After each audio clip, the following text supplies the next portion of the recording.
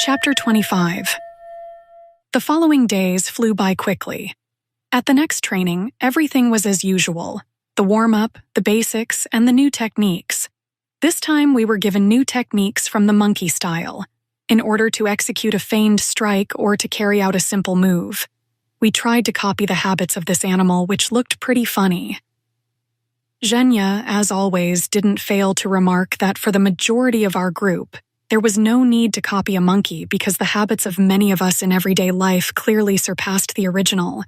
In short, the training passed quite excitedly and merrily. At the additional training, when almost everyone had left, we continued polishing the exercise routines which Sensei showed us for individual work. Already at the very end of the training session, an imposing and dignified man about 60 years old entered the gym. Upon seeing him, Sensei smiled and said, "Wow, look who's here! How was your trip here, George Ivanovich?" "Don't even ask," the man said, slightly indignant. "I've been looking for you for 2 hours, riding around and around the city." Sensei grinned. "I beg your pardon, Sir Academician. I was busy and couldn't meet you at the plane." They greeted each other in a familiar way, went inside the gym, sat down on the sports benches, and began to talk about something. Hearing the word academician was too much for my curiosity, while the others around didn't react to the guest's visit in any way. Senior guys continued polishing their strikes as if nothing had happened and were focused on the work. Our guys kept up with them. Tatiana and I also tried to do our best, but with the arrival of this man, all my attention switched to him and Sensei. When I saw that Sensei turned to the guest and started gesticulating and saying something rather sternly, I couldn't take it anymore.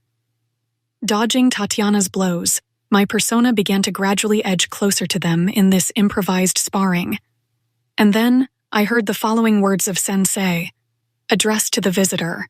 "About 20 years ago, you dreamt only of worldwide fame and recognition as a remarkable scientist, and you offered us your services in exchange for specific knowledge that would make you a leader in science." Wow, I thought, dumbfounded. Sensei speaks to him in such a familiar way, but whom does he call us, and what services? Meanwhile, Sensei continued. "From our side, we fulfilled the conditions of our agreement completely. You received detailed information from us, starting with a semiconductor heterolaser and ending with solar energy converters. Isn't that enough for you? All your life you did nothing and just used our knowledge, and by your next jubilee, you'll even get the Nobel Prize. Not so bad, is it? I don't get it, what's the problem?" All this time, the man had been sitting there with his head down. When Sensei finished, the visitor raised his eyes towards him. His face was all red, probably because of strong agitation. "What's the problem, you say? Do you take me for a fool?" Then, in a softer tone, he added, "I remember everything perfectly well and have never retracted my words. But please explain to me, where can I find the energy source of the needed capacity? In order to launch your device, the blueprints of which you gave me, I would have to disconnect the power in at least the entire Leningrad region. You want this device to work from the beginning of August until December. Does this mean that Leningrad and other cities will be without electricity all these months?" "Dear George Ivanovich, don't worry about the energy source, we'll provide it for you," Sensei replied. "Are you going to bring a nuclear generator to my institute, or what? How do you imagine that? And why does it have to be exactly on the territory of our institute? Can't you do it in some other place? In Moscow, for instance?" "We can, of course, but we decided that your institute has a more convenient location. As for the power source, we will provide you with it. Don't worry, it is very small in size, no bigger than a briefcase, so it won't take up a lot of room. Its energy is sufficient for the device to work for the required amount of time." "I apologize, but you mentioned millions of kilowatts. Will it all be in a briefcase? And it won't be nuclear energy?" The academician was surprised. Sensei smiled.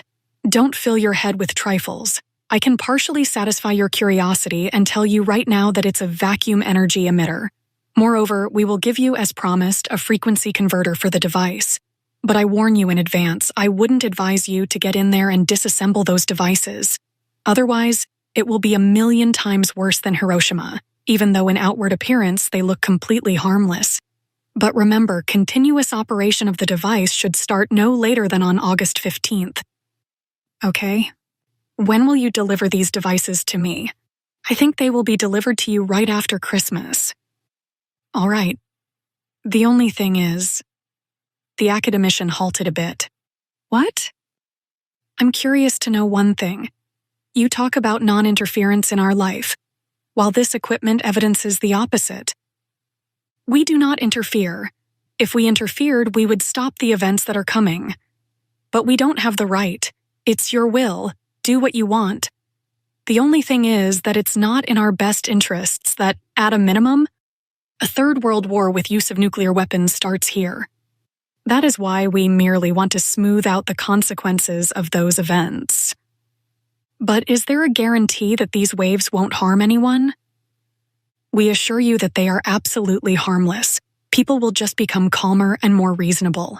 Therefore, their reactions will be softer and won't develop into a global conflict. But I repeat, we don't have the right to prevent those events. You can prevent it yourselves if you want to. That's up to you. The academician got up from the bench heavily and began to say his goodbyes. Sensei accompanied him to the door, once again reminding him about the date. They shook hands and parted company. When Sensei was coming back from the door, I heard him mumbling to himself with a smile. Every fool considers himself to be smart, but only a smart one can call himself a fool. I was greatly impressed by this strange conversation. Who is Sensei, actually? Is he a physicist? I thought. He probably works at some scientific research institute. Sensei had once told us also about some kind of advanced physics. In that case, it explains a lot about the extensive range of his knowledge. That was the only explanation which came to my mind, and was more or less acceptable, because the 1,000 other questions completely confused me, and I couldn't find a clear explanation for them. But in my eyes, Sensei grew as a scientific authority, since even an academician heeded his opinion. Although Sensei himself didn't want to stand out from the crowd in any way. As usual, he joked with everybody on the way home, keeping up our cheerful mood after the monkey training. However, at home, I wrote down this unusual conversation in my diary with a big remark at the end. It turns out that he's a physicist. Chapter 26. A few days later, when my mom and I were doing our regular shopping, I was making plans for the evening, thinking over questions that I intended to ask Sensei at the meditation class. Outside, after yesterday's rain and overnight frost, fluffy snow had fallen. I should note that winter here was quite warm compared to those regions of the Soviet Union where we had lived before. Minor snow looked like snow only on the first day because on the second day it became gray from coal dust, and on the third day, it completely melted, turning into wet, slushy mud. We even celebrated the new year here always with the same weather forecast, rain turning into wet snow. So I was glad to see this fluffy snow and feel the long-awaited frost. That gave me some hope that 3 weeks from now, we would have a chance to celebrate the next new year the way it should be, with real winter and a lot of fun. While I was dreaming of a good future, we were walking to the next store. Suddenly, my mother slipped and fell backwards so hard that even her legs flew up. It all happened in a split second. I didn't even have time to comprehend it, let alone catch her. Men passing by rushed to lift her up. I also tried to help her somehow, scared out of my wits. Thanking the men, my mom stood up, leaning on me. "Mom, are you okay? Can you walk?" "Ouch, wait a second, my back hurts so bad it's like something cracked." "Maybe we should go to the hospital?" "Just wait, it will pass." We stood there for a little while and then slowly walked home, my mother limping slightly. At home, she felt even worse. We didn't want to bother my father at work and hoped that it would pass. But the pain kept getting stronger and no pills helped. We tried everything we could, rubbed Mom's back with various ointments, applied compresses, and even simply warmed it. However, she felt even worse after the last procedure. Naturally, I didn't go to the meditation class, and when my dad came home late in the evening, we had already tried everything possible in order to relieve the pain. The decision was unequivocal. We had to go to the hospital. My father made a few calls and arranged for my mother to be seen by a professor at the Regional Department of Neurosurgery. By the morning, my mom's condition deteriorated drastically. Nagging, acute pain moved also into her leg. Even the slightest movement caused intense pain. She was even taken to the hospital in a semi-recumbent position. In the neurology department, after a series of X-rays and CT scanning, the professor diagnosed that she had had osteochondritis of the spinal column for a long time, while the fall had caused the fibrous ring to break and a 7-millimeter herniation of the intervertebral disc formed. As a result, the sciatic nerve was pinched, which caused severe pain extending to her leg. After careful examination, the doctor sent my mom to consult with a neurosurgeon. My father again found a good neurosurgeon who studied the results of the examination and concluded that an operation was inevitable. It was a catastrophe for our family. Not only did we see a lot of bedridden patients on our way to the neurosurgeon's office, but my mother also heard plenty of horror stories from her, as it turned out later, future neurology wardmate who needed to undergo a second operation. My mom was so scared by the forthcoming surgery that after the consultation, we literally fled from the neurosurgery department, if our strenuous hobbling could be called an escape. Thus, unexpectedly for all of us, the looming future became entirely negative. We decided to try medication regimen and injections, as they say, to fight to the end. From the day when my mother was admitted to the hospital neurology department, my life changed drastically. In the morning, I went to school and later took a bus to the regional neurology center. All the time, I was near my mom and tried to keep up her spirits. It seemed to me that this was very important for her. The doctors complained about outsiders present in the ward, but my father quickly settled the issue. The hospital became a place where I was spending most of my time. My mother was really upset that misfortunes were befalling our family one after another. Moreover, a message came from Moscow that a date was set for me to undergo surgery after the New Year's holidays. My mom was greatly worried that I had given up my favorite hobby groups and trainings and even tried to insist that I should return to my usual life. But my persona didn't even want to listen to her. It seemed to me that nobody would take care of her like me. And without me, she would simply fade away from her bad thoughts and the oppressing atmosphere of the ward where all her ward mates did was talk about their diseases. During the first few days, I was a little bit shocked, just like our entire family. How could such a thing happen, I thought, so unexpectedly and specifically to my mother? Our life is so unpredictable. It only seems to us that we have foreseen, planned, and foretold almost everything, and that it will all turn out in a certain way. But in reality, every day is a trial, as if someone wants to test us to see how steadfast we are, and how resilient internally in various situations, whether in joy or in grief. Perhaps those stresses, which we unwillingly witness or become participants of, are reminders to us from above that life is too fragile, and that we might not even have time to do the most important thing in it. We actually get so accustomed to putting off things which are important for our soul for an indefinite later, that we do not realize how quickly life passes and that we do not have time to do anything in it properly. Why do we start to really value something only when it is irretrievably lost? Youth in old age, health on a hospital bed, and life on our deathbed. Why? Maybe these sudden situations actually force us to ponder on our perishable existence, make us wake up from our unfulfilled fantasies generated by our laziness and bring us back to reality. Meanwhile, reality shows that nobody actually knows what can happen to them in a matter of minutes. So maybe we shouldn't tempt destiny and should begin to value every moment right now, from this very second, and to value it the way doomed people do. Maybe then we'll be able to understand the meaning of life itself more deeply, and to do 1,000 times more useful things for our soul and for people around us. It is foolish to think that we will always have tomorrow. it may simply never come. Only now did I understand the entire meaning of Sensei's phrase, which I once perceived as a joke. If you want to make God laugh, tell him about your plans.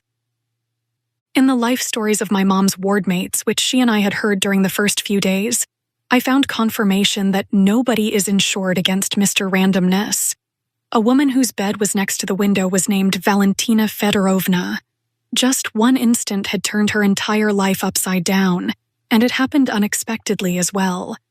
In the beginning, she and her husband had been living like everyone else, from hand to mouth, with hardly any money. But when the wave of private entrepreneurship began, her husband quit the factory and registered his own furniture-making venture. Since he was enterprising and hardworking, his business became successful. In just 1 year, he made so much money that they bought a new private apartment, a car, and even a piece of land for a summer house. Everything was as good as can be, and nothing foretold any trouble. But 2 months ago, when Valentina Fedorovna was coming back with her husband from a relative's birthday party, they got into a big car accident. It happened in a split second. 3 cars crashed into each other at full speed because of a drunken driver in the oncoming lane. Her husband died immediately. Thanks to fastening her seatbelt, she miraculously remained alive. However, she was yanked so hard that doctors later diagnosed a subluxation in the cervical area of her spine and a hematoma that formed there. After the accident, she could hardly move her arms, and she couldn't feel her legs at all. The subluxation was taken care of in the neurosurgery department. However, the hematoma remained as a consequence of the spinal cord injury. Valentina Fedorovna was transferred from the neurosurgery to the neurology department about 1 month ago. Yet it seemed to me that she was more depressed due to her moral state rather than her physical state. After the car accident, her life changed dramatically. It was bad enough that she had to use some of her property as loan collateral because all the money she had was quickly spent on treatment and on paying off her husband's debts, which had come out of nowhere. But most of all, she was shocked by the strange attitude of her friends. Valentina Fedorovna told us that her family had had many friends, relatives, and close acquaintances, but as soon as they found out that her husband had died and she was left alone and disabled, for some reason, all of them immediately forgot about her existence. She had been in the hospital for 2 months already and had been visited only by her old mother and her sister, who, despite the fact that she was living in poverty, always tried to bring her something delicious. Of course, Valentina Fedorovna now understood who was who, but it was too late. That evening, I wrote down in my diary her elderly mother's interesting expression regarding feckless friends. When the pot is boiling, friendship never ends. But when the pot is gone, solitude descends. Valentina Fedorovna was in despair and couldn't find any other way out for her grief, except slandering her former friends and acquaintances. I felt uncomfortable when hearing her speeches. With those bad words, she didn't just ruin her own mood, freak out over nothing and inflame hatred in herself, but made people around her suffer as well. Later on, we didn't even want to mention the word friend in her presence because this woman would literally explode and start her old song and dance over again. Another woman, Anna Ivanovna, was kind. She didn't curse her destiny, although her health wasn't any better. She had almost the same kind of disease as my mom. One day, her back just started hurting. The doctors eventually found a herniated disc in her spine. They performed a surgery and removed the hernia. After that, she felt a lot better. But sometime later, she again fell ill and felt even worse. The doctors recommended a second surgery, but she was afraid that she wouldn't be able to walk after it. Anna Ivanovna was quite reserved in telling her story, but the details and especially the consequences of her operation scared not just my mother, but also myself, since my persona, most likely, would be operated on by neurosurgeons too. Anna Ivanovna could hardly move. Her husband, a merry, plump man, visited her often. Their children had grown up a long time ago and lived with their families in different cities. Anna Ivanovna had her own distress, as most of all. She was afraid of being bedridden. After all, she was only 50. She was afraid to become a burden to her husband and was especially afraid to burden her children with her illness. That's why this woman was doing her best to recover, swallowing all the prescribed pills and performing all the indicated procedures. But sometimes when the pain became unbearable, optimism left her, and she would weep bitter tears, repeating one and the same question: why? The third wardmate, a young woman about 5 years older than me, had postnatal trauma. Lena had felt pain in her back as long ago as during her pregnancy. Her right leg completely stopped obeying her, and she couldn't even move her toes. As it turned out, she had a protrusion of 2 discs. At home, Lena left her baby in the care of her retired mother-in-law. Her husband also came to visit her. He was a good guy, calm, probably timid by nature. As for her mother-in-law, she would rush in like a hurricane, always grumbling and dissatisfied with some trifles. This postpartum complication, which nobody could foresee either, put the young family on the verge of collapse. Apart from the fact that Lena had serious health problems and couldn't physically take care of her child, her mother-in-law regularly provoked conflicts, telling her son that he didn't need a crippled wife, that it would be a burden for the rest of his life, and he should demand a divorce. Meanwhile, Lena couldn't rely on anyone else to be with her child except her mother, but the latter lived far away in a different city and visited her rarely because she worked long hours at a factory, barely making ends meet. Generally speaking, Lena's life had become a never-ending tragedy. After hearing all these stories, I thought that none of the patients had expected such an outcome. Everyone had been living with some kind of dreams of their own, but trouble came out of the blue. Everyone complained about why it happened specifically to them.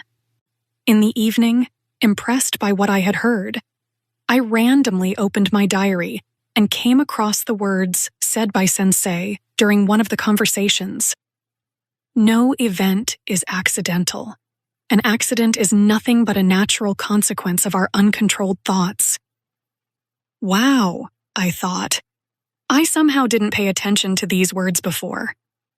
And for the sake of greater visual acuity, I highlighted them in the diary in bold italics. I really wanted to visit Sensei's classes and trainings, but my conscience couldn't let me out of this vortex of events. Yet, I regularly called my friends who effusively bragged about their successes. At home, I kept doing meditations, and I tried to perform the lotus flower every spare minute I had. Evoking sensations worked quite well for me when I was thinking about a desired present. At that thought, a wave of tiny shivers would arise in my solar plexus and spread throughout my body in different directions. This feeling was quite pleasant.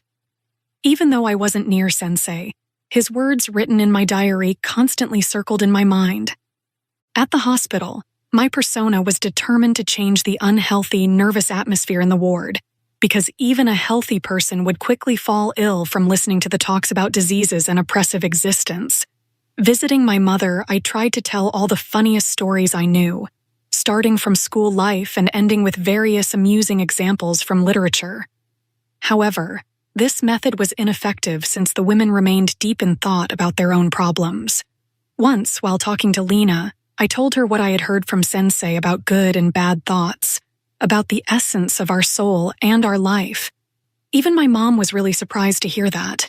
Amazingly, the women started listening to these words with such attention, as if I was telling not Sensei's words, but rather some kind of confession that concerned each of them personally. My mom said that after my departure, they continued to discuss those words and reflected on their meaning based on their life experiences. Strikingly, just a week of my storytelling eventually brought unexpected results. Valentina Fedorovna, who had been groaning and grieving more than everyone else, turned into a completely different person, an intelligent organizer of her destiny. My mother said that after our conversations, Valentina Fedorovna pondered over something intensely, and her ultimate decision surpassed any expectations. She offered Lena's husband the official position of the furniture company director with a corresponding good salary. That completely shocked not just the young family, but even the mother-in-law, They simply didn't know how to thank Valentina Fedorovna for this gift of destiny.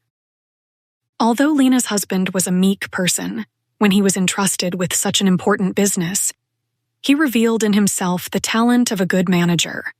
As the mother-in-law told us, he worked with great enthusiasm and diligence 24 hours a day, and thanks to his efforts, furniture production was restored in less than 2 weeks, and they even got their first big profit. The mother-in-law blossomed from happiness, and her attitude towards Lena immediately changed for the better. Moreover, Valentina Fedorovna hired her sister to work at this enterprise and turned her from an ordinary bookkeeper with a tiny salary in a public institution into the chief accountant of the private company with a high salary. And since that woman was honest, punctual, and conscientious, they could be sure everything would be in order. Overall, such smart and simple decisions made by Valentina Fedorovna pleased everyone, especially herself. Her health and her life in general began to improve. Even her old friends started visiting her, offering various services. But Valentina Fedorovna, with no rancor whatsoever, let them know that she no longer needed their services or any help from them. Since then, the atmosphere in the ward became significantly better. Now, the women smiled more often, joked, and supported each other. Everyone felt better while being in that ward, and even the hospital staff lingered there longer than usual just to chat with our jolly ladies. What was most striking, not only did the women's mood improve, but also their health. They quickly began to recover. I understood that the terrible pain had been begotten primarily by their imagination, bad thoughts and fear of the unknown. It was like a worm eating them up from inside and intensifying their physical pain manyfold. But as soon as those women got distracted from negativity, they became pleasant not only to people around them, but also to themselves. They gained an opportunity, not only to reason soundly, but also to try to adapt to the new conditions of their lives and relationships with people. I was sincerely surprised by this discovery because I hadn't suspected that Sensei's words would cause such a revolution in the thoughts and feelings of those women doomed to suffering. After all, positive thoughts of one of them begot an entire chain of events in the destinies of several people, bringing happiness and welfare into their lives. This served for me as one more piece of evidence that Sensei was absolutely right about the power of our thoughts and how much they affect us and our destiny. Also, I noticed that it became much easier to practice the lotus flower in the ward. My persona did my best to support the spirit of optimism which was growing there day by day. I brought library books of the great classics with good endings, of course, as well as humorous stories. The women read them with pleasure, retelling each other the exciting moments. It turned out that many of Sensei's words also found confirmation in works of the classics of various epochs. Finally, it dawned on me that Sensei actually spoke about the eternal truths that have always been known to humankind, and he explained it all simply and clearly at that. I also noticed another curious thing. Anna Ivanovna, who had been working as a teacher of literature at a university for 20 years, knew many of those books almost by heart. But now she said that she reread those books with pleasure, as she now perceived them in a completely different way. She later confessed that she had made interesting discoveries, namely for herself, for her soul, noticing in the books those things which she had paid no attention to before. Sometimes our readings would turn into whole literary soirees. Amazingly, when I told the women about Sensei's theory of control over thoughts, they listened to these words with incredible attention. At first, it embarrassed me because I simply couldn't answer many of their questions about life. But at home, looking through my diary again, I found Sensei's words which, in my opinion, more or less corresponded to the answers. Strangely enough, the women perceived those words in their own way, based on their life experiences, and most importantly, the answers quite satisfied them. So, although Sensei wasn't near us, his presence was clearly felt in those deep thoughts of his which we constantly returned to. New Year was approaching. The women decided to arrange a holiday party for their spirit right in the ward. My father settled all the formalities with the chief physician. We even set up a small but real Christmas tree, decorating it with various ornaments and, just for fun, with syringes and drips. Thus, our family celebrated New Year in Mother's ward, together with the other women and their close relatives and friends. The party was so cheerful and everyone was so kind to each other that I had an impression we were all one big happy family. I remembered an interesting toast delivered by Lena's mother-in-law. They say that the way you greet the new year, so will be the entire year. Despite the fact that we are celebrating it in the hospital, the main thing is that we are celebrating it in the company of such wonderful people. I'm grateful to God that all of my son's misfortunes are finally over. Thank you so much, dear Valentina Fedorovna, for your kind and compassionate heart. If it weren't for you, we would never have gotten out of that nightmare. So let's drink to you and to the unpredictable destiny that has gathered all of us in such an unusual place, to your health. Many more kind and beautiful words were said that night. Close to 2 o'clock in the morning, we were even joined by the chief physician and his wife, who were coming back after visiting their friends. But as I later understood, he was more interested in talking to my father than to us. Having drunk a few glasses of wine, the women began to pour out their hearts to each other. That's when I was simply astounded by what Valentina Fedorovna told us about making her life-changing decision. You know, girls, I spent a lot of time thinking about what had happened to me and how to get out of this mess now. Once, after another dismal pondering of this kind, I had a strange dream. A handsome young man with blonde hair down to his shoulders came up to my bed and said in a melodic voice, "Why are you suffering? Look at the people around you. When you come to see their best features, your problems will disappear." After that, I woke up with a completely different vision. I started thinking, and really, as it turned out later, I couldn't have found better candidates for restoring my business. Although, to be honest, I first had doubts. There was actually a great risk. But when I recalled that dream, something pushed me to a final decision. Honest to God, girls, she crossed herself, it's the real truth. Can you imagine? I also had a dream of a blonde man, confessed Anna Ivanovna. I was just too shy to tell you. He was telling me something in such a pleasant voice. But in the morning, I could remember none of his words. I only remember that afterwards I had such a nice feeling in my soul. I still have this sense of tranquility. What could it mean? "Those are angels from heaven who help you," exclaimed the pious mother-in-law. "They show you the right way, my dears." Then she started a whole sermon of church teaching, but this case definitely intrigued me. So when I came home, I hurried to write it down in my diary. Chapter 27. Soon after the New Year holidays, my mother felt a lot better and was discharged from the hospital. Saying goodbye to the women, who were getting ready to be discharged too, was very warm. These days I had more free time, and I decided to go to the training. But my friends said that Sensei had left on a business trip for a couple of weeks, so our meeting was postponed for an indefinite period of time, because in 3 days, my mother and I were to fly to Moscow. I took my diary with me, and while my mother was sleeping on the plane, I thumbed through its pages again. I certainly worried a lot about the upcoming surgery, but Sensei's words warmed my heart and soothed my soul like a vivifying balm.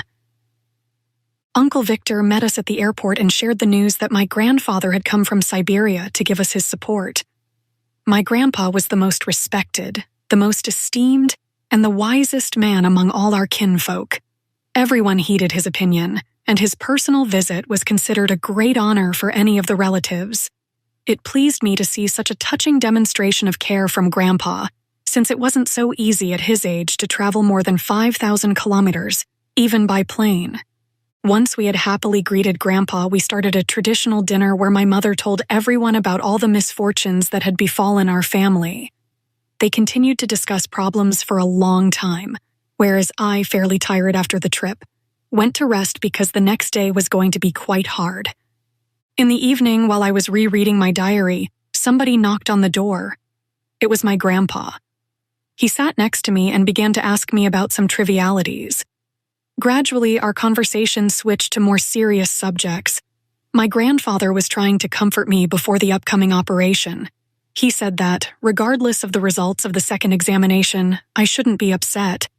Many people got into worse situations and came out of them as winners precisely because they didn't lose their self-control and willpower and fought to the end.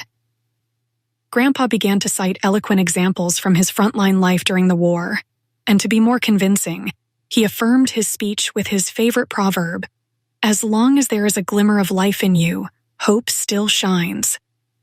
All this time, I was carefully and calmly listening to Grandpa. When he finished his speech, I sincerely told him what I actually thought and felt in my soul. I expressed all of my attitude to life, which, thanks to Sensei's teaching, had formed inside of me and had become an integral part of myself. My grandfather was so surprised and amazed by those simple truths that he even asked me again if I really wasn't afraid of death. "Of course not," I calmly replied. "For me, death is just a change of environment, a transition from one state to another. I know that I will always be with all of you, with my dear ones, because my love for you lives in me, in my soul. Wherever I am and whatever form I assume, this love will always be with me, because my love and I are eternal." This very feeling is what I began to appreciate most of all in my life. Since in life, the quality of instants lived is much more important than meaningless years of existence. These words apparently affected Grandpa's feelings because he was touched to the depths of his soul. I had a thought that everyone is actually afraid of death, even such a courageous man as my grandfather. Apparently, he was also afraid of the unknown, of what will happen after death, but had never told anyone about that. Grandpa pondered for a while and then uttered, "Yes, probably. Wisdom is a virtue of the soul and not of age." The next day, I noticed that something had changed in my grandpa. He became happier, more cheerful, and looked as if he had found answers to questions that had been tormenting him for years. We went to the clinic all together. I was examined for almost an entire week and underwent various tests and x-rays. Finally, on the appointed day, my mother and I came to the professor, a pleasant elderly man. However, he greeted us kind of strangely, looking slightly confused. Looking at him, I thought that my body had very little time left to live. A tense pause ensued. "You know," he began, looking through my X-ray images. "I don't understand it. These September images that you brought show an obvious pathology, and the tumor had already begun to slowly grow. But on the ones we've just taken, everything is clean. I even requested a second set of images. Either there was a mistake in the first images, which is unlikely since the girl has been examined several times, or I don't even know what to think." Addressing me, the professor asked, "When was the last time you had headaches?" "Me? Well," my persona did the best to recall. "Probably sometime in October, I remember for sure." "And afterwards?" I shrugged my shoulders. Indeed, I completely forgot the last time my head had ached. The previous eventful months, and especially the incident with my mother, had made me completely forget about myself and my disease. The only things that were significant for me at that time were my spiritual practices and taking care of my mom. "Strange, very strange," the doctor said. "According to our images, the girl is completely healthy, although the old images show that, at a minimum, right now you should be bringing her to us bedridden. Did you get any other treatment besides the doctor's recommendations?" the professor asked with evident interest. "No," my mother replied in confusion. "We followed what was prescribed." Yet, prescriptions of my colleagues would only slow down the growth of cancer cells, but wouldn't destroy them completely. This is paradoxical. It's the first such unique case in my entire long-term practice. "Evidently, it didn't happen without divine providence," the doctor kept saying, once again thumbing through the X-ray images and test results. "So," my mom asked shyly, clearly not believing everything she had heard, "does it mean the diagnosis has not been confirmed?" The professor turned from the records and glanced at my mother in amazement. "Of course, your daughter is absolutely healthy." My mother sat gripping the chair for another minute. When she finally grasped the professor's answer, she rushed to thank him and shake his hand as if he were an angel with wings. I was happy too. But unlike my mom, in my soul I knew for sure who my angel and savior was. Even my mind didn't resist that definition. The only question that worried my mind at that moment was, how did Sensei do this? After such news, we didn't just walk out of the clinic, we flew out of it. Our relatives waited downstairs, including Grandpa. Their joy was boundless. My mom even crossed herself and silently thanked God, which unspeakably surprised me because I could hardly believe that my mother, a military officer, a major, who had been educated in the ideology of communism and atheism, would do anything like that. I had a thought that everyone, whoever they are, first of all, remain ordinary human beings with their fears, grief, and faith in the higher forces. For all of next week, we celebrated my second birth. All those days, my diary was full of pages of joy, excitement, and the same questions. How did Sensei do this? Why has my life changed so drastically? Is it thanks to his presence in it? Who is he, in fact? And where did I know him from earlier? One question begot a series of other questions. But I left Moscow with a firm intention to find out everything, even if it would take years. Chapter 28. At home, the first thing I did was ask my friends about the next training. It turned out to be that evening. We agreed to meet at the tram stop at the usual time. I barely had the patience to wait until the appointed hour and took all my medical records and images with me. My friends greeted me with elation and a whole flow of news, and when the long-awaited tram came, they could hardly keep me from getting on it. "We take a different tram now," Tatiana said, smiling. "How come?" "Surprise!" they yelled almost in unison. "We have now moved to a different gym," Andre announced proudly. "It's a lot better, a lot more comfortable, and has mirrors. Besides, it is located almost twice as close. What great news!" I was surprised. During the whole ride, my friends were telling me about numerous interesting things I had missed when I was, as they thought, healing my stomach in a health center. Andre and Kostya vied with each other in sharing news about training sessions, unique cases of Sensei's latest demonstrations, and his unusual philosophy that he had imparted to them during spiritual classes. Tatiana and Slava chimed in and supplemented the story with their impressions of especially thrilling moments. I was listening to my friends with attention and deep regret that I hadn't been a witness to such interesting events. But on the other hand, an entire life was now ahead of me. When we reached the final tram stop, I saw a huge modern building, a recreation center, though the locals simply called it a club. There was a movie theater, a lot of rooms for various hobby groups, and a good gym with mirrors covering an entire wall. "Great, now we can monkey around in front of them as much as we want," I joked, examining my multiple reflections.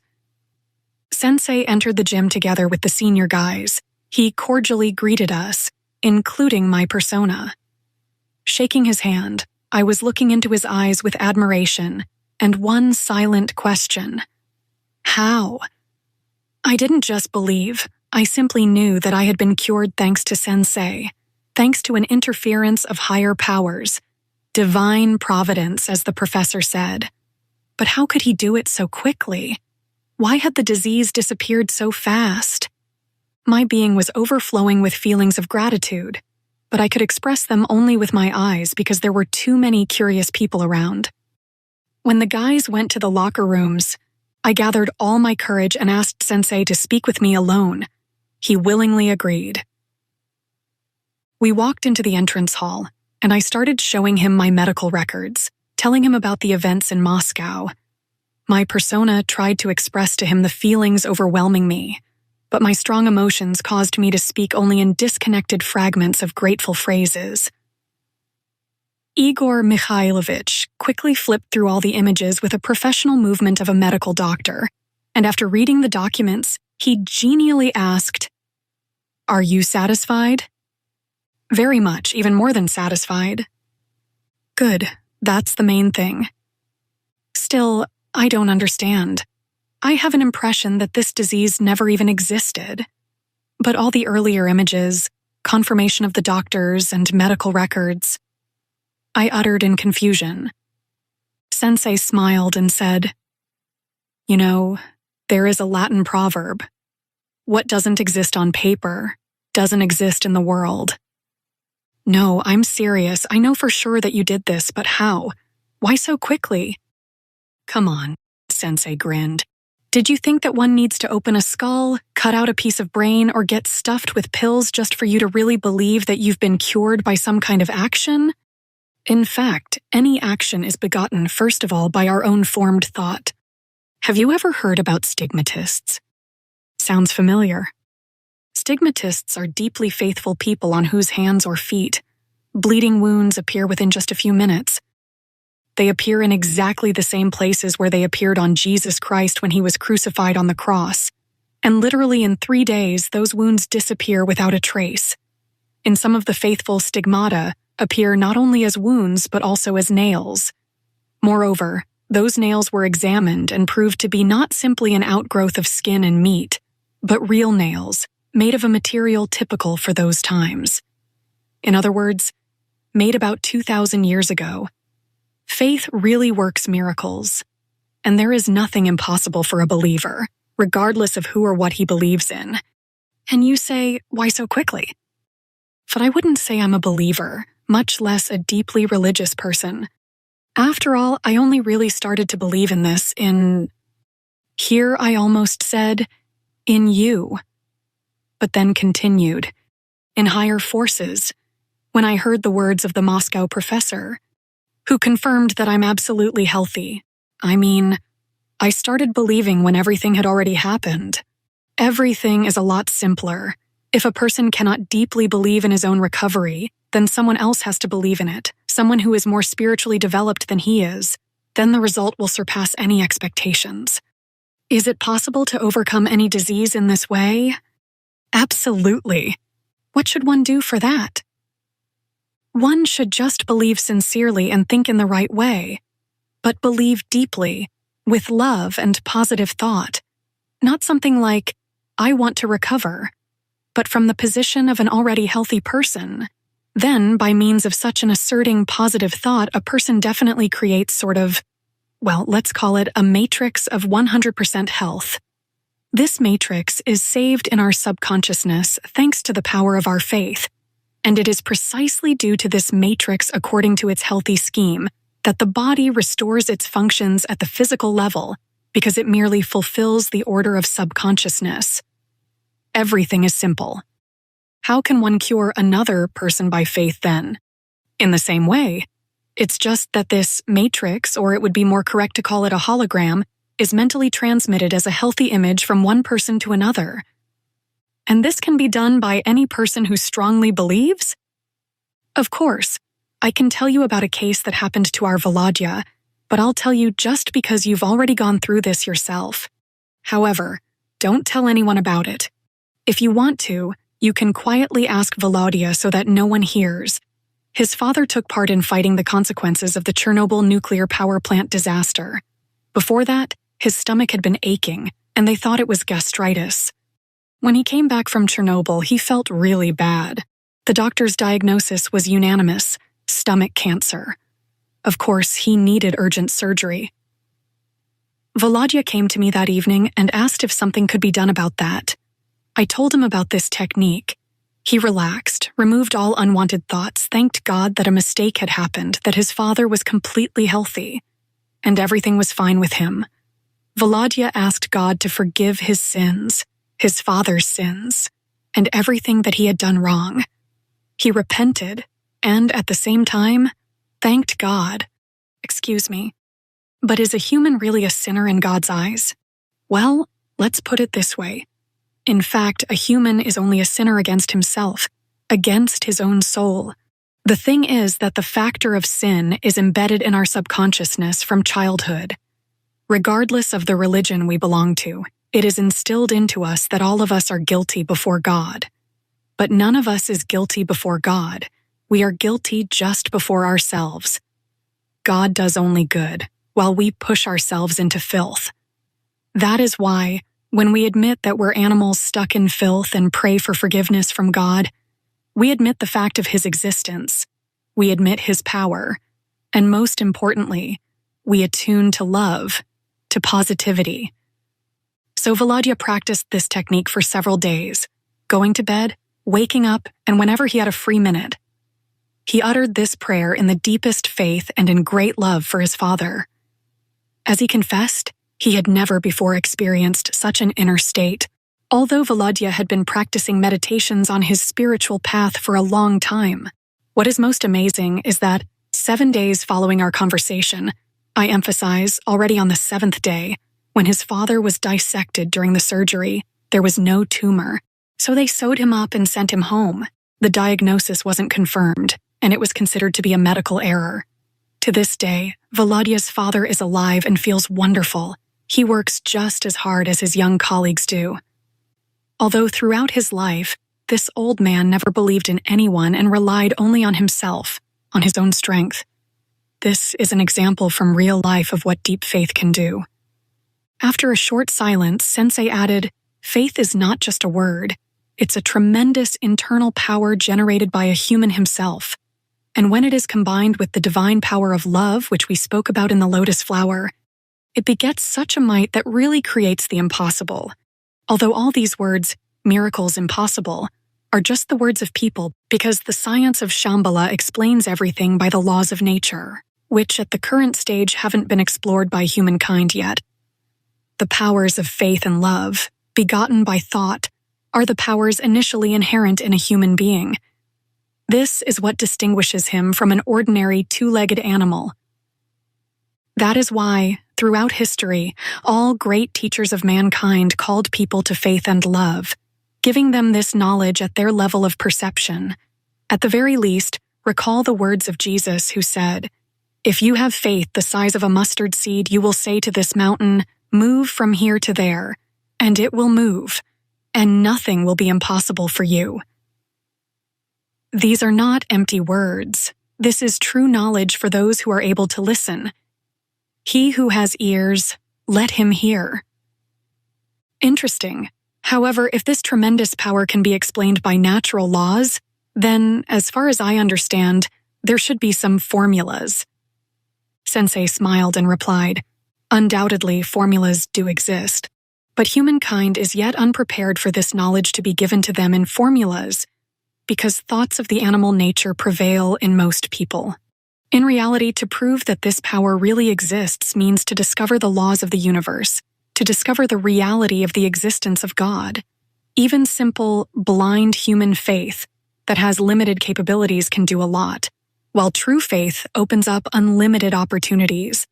Not only can it move planets, but it can also create, destroy, and rule many worlds with merely a thought. With such power, one can probably restore health just by thinking about it, I said in admiration, discovering for myself a completely new world of thought. Absolutely right. I recalled the miraculous healings performed by Jesus, which at one time had really struck me, and suddenly it dawned on me. So it turns out that Jesus healed people with his positive thought alone. I used to think all those are just fairy tales. Sensei laughed. Yes, exactly. That's why he said, "As you believe, so it shall be done unto you." Jesus created just a hologram of health with his power, while a person would hold on to it with the power of his blind faith. And the stronger a person's faith was, the more steadily it held this hologram in his subconsciousness. I reflected a little and then asked, "And why shouldn't I tell anyone about this?" You see, when telling other people, a person sows a grain of doubt in his subconsciousness after hearing their answers and opinions, but doesn't even notice that. This negative power gradually expands and begets a logic of parasitic thoughts in consciousness, which tries to formulate at least some kind of common sense based on its little knowledge about the surrounding world, searching for an explanation in its scanty scope of knowledge. In this respect, the so-called common sense is enemy number one for a human, his faith. and his spiritual development, because it's a fertile ground for cultivation of doubts, negative thoughts, and negative emotions. In this regard, God and common sense are two completely different concepts. So, eventually, doubts and the negative power of logic win on the battlefield of mind and destroy blind faith, together with the matrix of health it nourishes. Thus, a disease comes back again. Therefore, if you aren't strong in spiritual knowledge, you should simply believe, thank God, with love for this gift of health, and not tell anyone about the cure. Only then will you have a chance to preserve this hologram of health created by the power of love to a very old age. At that moment, Victor came out of the gym and, seeing Sensei, asked whether we could begin the training. Yes, of course, answered Sensei. We hurried to join the group. During the whole training, I was thinking only about our conversation. I was amazed by these simple truths. It seemed like I had read about them before, but I just read and hadn't deeply understood them. Sensei showed me sort of a new perspective of the knowledge that had existed for millennia. At home, carried away by this subject, I dug through our entire family library and finally found a magazine with excerpts from the Bible about healings by Jesus. I reread it all now with completely different vision, with completely different thoughts, and from the point of view of those extraordinary events that had happened to me within such a short period of time. Gradually, a new world was opening up to me, a world begotten by the mighty power of thought.